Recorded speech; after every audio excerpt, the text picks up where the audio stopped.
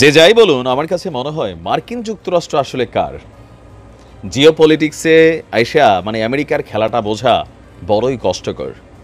শেখ হাসিনার সরকারের পতনের পেছনে মার্কিন যুক্তরাষ্ট্র কি কোথাও দায়ী ছিল?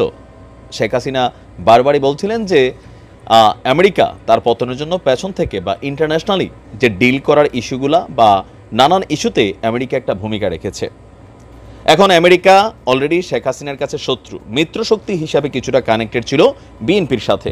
আর ডক্টর ইউনূসের ইস্যুতে আমেরিকা তো বরাবরই উদারপন্থী দেখেছি। তবে গতকালকে যেই সিদ্ধান্তটা জারি করেছে আমেরিকা, এইটা এই মুহূর্তে বাংলাদেশের যেমন মানসম্মান নষ্ট করলো, কিছুটা ডক্টর ইউনূস সাহেবেরও কিছুটা ভাবমূর্তি নষ্ট হয়েছে।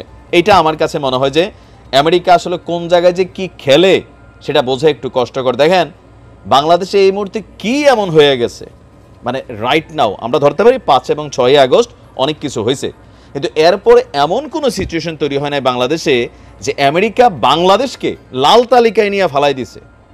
ইভেন পরামর্শ দিছে কি ভ্রমণ যেন এই মুহূর্তে বাংলাদেশ না করে। এতে কি কি হচ্ছে?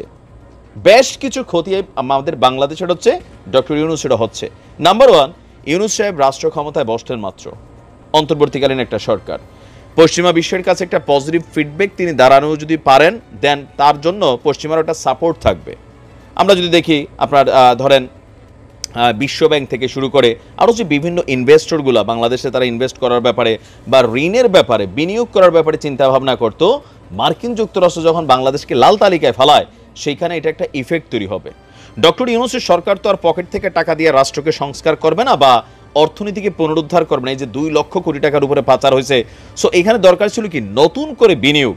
এখন আমেরিকা যখন লাল তালিকায় ফেলায়, সেই ক্ষেত্রে ডক্টর ইউনূস সাহেব যত দ্রুত কাজগুলো করতে পারতেন সেইখানেও কিন্তু একটা তার জন্য বাধা তৈরি হচ্ছে।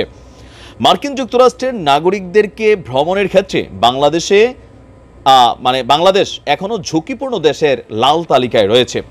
তালিকায় বাংলাদেশ ছাড়া আরও 20টি দেশ আছে। আপনার গতকালকে দেশটির পররাষ্ট্র দপ্তরের আপনার প্রকাশ করা এই তালিকা আমাদের সামনে এলো। এতে বাংলাদেশ সহ 21টি দেশকে লাল তালিকাভুক্ত করে 4র্থ পর্যায়ের ভ্রমণ সতর্কতা আপনার জারি করা হয়েছে। এটি যুক্তরাষ্ট্রের সর্বোচ্চ পর্যায়ের ভ্রমণ সতর্কতা। মার্কিন নাগরিকদেরকে পরবর্তী নির্দেশ না দেওয়া পর্যন্ত এই দেশগুলো ভ্রমণ না করতে পরামর্শ দিয়েছে। এখন এই তালিকার বাকি কারা আছে? আফগানিস্তান হইতেই পারে, সেখানে অস্থিতিশীল একটা সরকার আছে।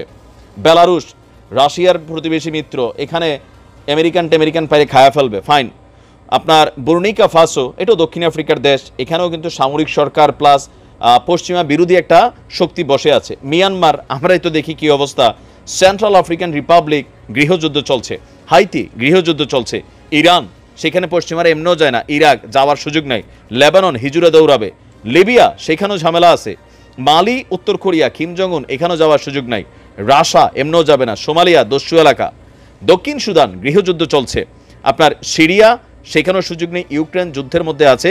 ভেনেজুয়েলা এবং ইয়েমেন, এই দেশগুলোর সাথে যদি আমি কম্পেয়ার করি, এই মুহূর্তে বাংলাদেশ ওইসব দেশগুলোর সাথে কম্পেয়ার করলে 100তে 10 ভাগও ঝুঁকিপূর্ণ দেশের তালিকায় পড়ে নাই। আমাদের এখানে না আছে আন্তর্জাতিক কোনো জঙ্গি গোষ্ঠী, অথবা প্রতিদিন রাস্তায় গোলাগুলি মারামারি হচ্ছে, ওইরকম কিছু না। আন্দোলন হচ্ছে, দেশের ইস্যু আমরা সামাল দিব। এটা হচ্ছে আমেরিকার সমস্যা, যে এই মুহূর্তে ডক্টর ইউনূসকে কিন্তু এটা বাটে ফালানো হয়েছে। In my point of view, যে দেশগুলোর নাম আমি বলছি, আপনি একটু ইন্টারনেটে সার্চ দেন, এদের বর্তমান অবস্থান দেখেন, বাংলাদেশের অবস্থান দেখেন। এর আগে আমি জানি না বাংলাদেশকে এরকম 4র্থ স্তরের নিরাপত্তা ফালাইয়া, লাল তালিকার মধ্যে ফালাইয়া অ্যাকশনে গেছে কিনা আমেরিকা। এই অ্যাকশনটা 100% ডক্টর ইউনূসের জন্য কিছুটা বেকায়দায় পড়ার কারণ হবে। কারণ যারা ইনভেস্টর আছেন, আমেরিকা একটা কথা বলে ইউরোপিয়ান কান্ট্রি যেগুলো আছে তারা এটা ফলো করে। আমেরিকার একটা হিসাব নিকাশ এরা সবাই করে, তো সেই ক্ষেত্রে এটা ঝামেলা হলো না। আমেরিকা আসলে কি চায়, তলে তলে কি চাচ্ছে ডক্টর ইউনূস সাহেবের কাছে, সেটাও একটা কঠিন বিষয় বোঝার। দেখা যাক, আসতেছে ডোনাল্ড লু সহ এই কুফু আসলে এই দেশে একটা না একটা ঘটনা ঘটে। দেখা যাক কি ঘটে। হ্যাঁ, ভালো থাকুন।